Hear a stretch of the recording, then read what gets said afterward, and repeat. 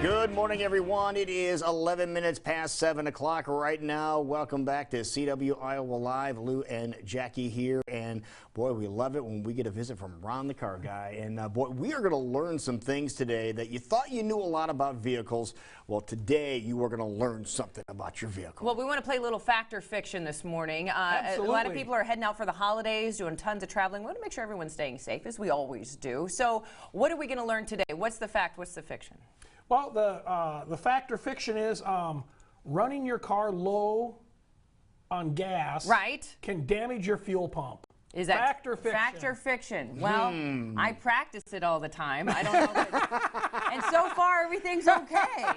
Do we mean the E on your gauge doesn't stand for enough? Exactly, enough, yeah. And it's actually fact. It will damage. It will damage your vehicle. It will damage over a long term. I mean, you know, if you do it, you know, occasionally, it's not going to have a detrimental effect. But if you're one of the people that drive around with your gas gauge on E all the time, it's going to prematurely cause your fuel pump to fail. How could that be? I call it fuel pump abuse. Now, does temperature have anything to do with it? I always hear when temperatures start dipping below freezing mark, I've always been told, you know, keep more gas in your vehicle than you would in the summertime. It doesn't matter as much. Does that really mean it? Is that a fact or fiction? No, that kind of goes back to what we talked, you know, last week. It goes back to, you know, moisture accumulating in the tank, which really isn't an issue. That doesn't happen that much anymore.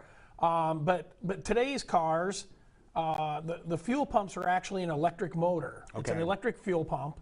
And I got a couple of examples of them here. This is a pretty basic one.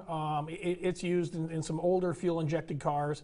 But you can see it's you plug in the electrical wires there, and it actually mounts in a fixture. These mount inside the gas tank.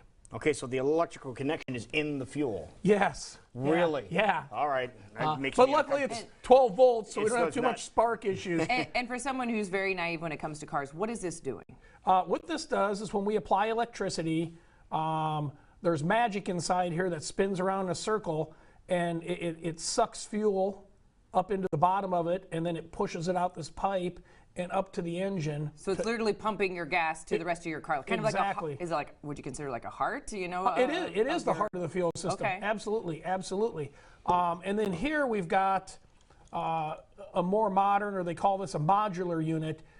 This component's still here, but it's inside this plastic housing. Oh, it is. Okay. And then we've also got the sensor. This is what tells you how much gasoline is inside your tank. This actually floats in like the gasoline. Your toilet boil? Well, exactly. Nice comparison. Well, that's what I love your analogy. I'm glad you're doing that. Yeah, we took this out of the toilet. We put it inside your gas tank. But this whole unit, this whole assembly, all these wires and everything, sit down inside your gas tank, and then this bolts onto the top of your gas tank. And the reason that's important to know is we've got an electric motor, and whenever you have an electric motor that's spinning, running, operating, whatever, it builds up heat. Right. Okay. And so the manufacturers rely on the gasoline that's in the tank surrounding this motor to keep it cool. It also provides some lubrication, because the majority of the stuff inside of here, it's all plastic and nylon, and so the liquid from the gasoline provides lubrication.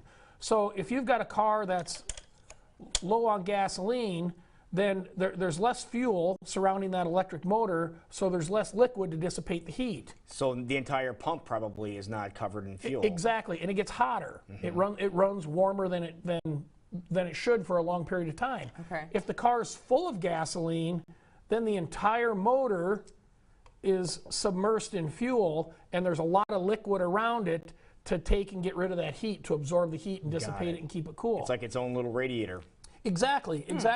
And you know, according to AC Delco, who manufactures the fuel pumps for General Motors, overheating is one of the leading causes of fuel pump failure. And we'll see, we'll go to change a fuel pump out that's failed, and there'll be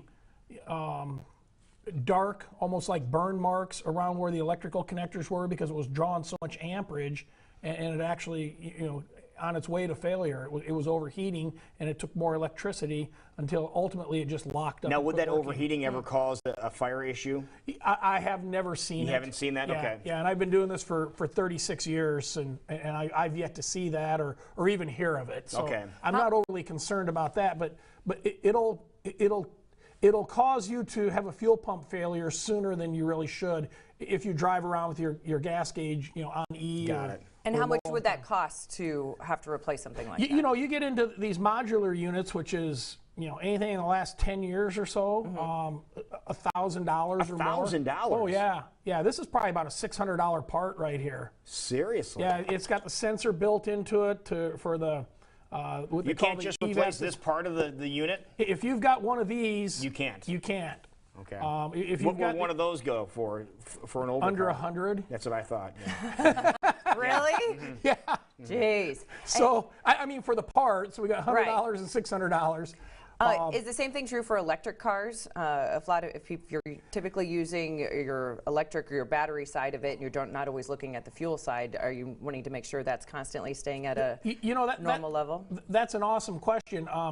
The hybrid cars that are gas and electric, obviously the same thing applies. You want to keep enough gasoline in there to keep the fuel pump cool, but it's going to last longer because you aren't using the gasoline engine and the fuel. Right. And then there's a lot of things on electric cars that last a lot longer because the engine doesn't run. It's running off the battery. True. So, Okay. but yeah, if you've got a car pretty much, about 1986 and newer.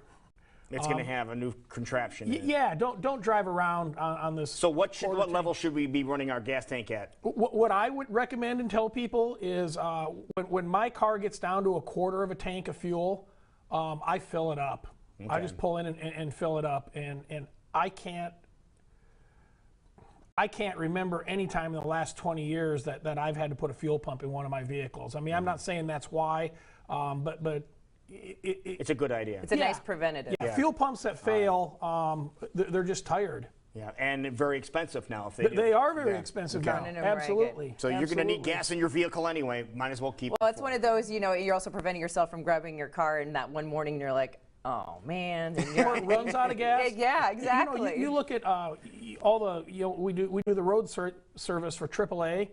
AAA nationally responds to people that are out of gas over 500,000 times a year. Unbelievable. 500,000 people, and we see it every day. I mean, today Right. we will go take gas to people that To ran somebody. out. So Yeah. help yourself in a couple of scenarios. Never seen it explained that way, Ron, so thank you very much. If people need to get in touch with you for more information about their vehicle, where should they go? You can just go to Westside Auto Pros, plug it into Google. We're easily found. You can call us 225-9090. We answer all questions, and I'll give you kudos, Jackie. I've never seen this referred to as a toilet. Well, it says Flush Master on the side, so that should tell you something. Merry Christmas, Ronald. Thank you. We will be right back at 7:20. This is Need a CWI flush sound. Live.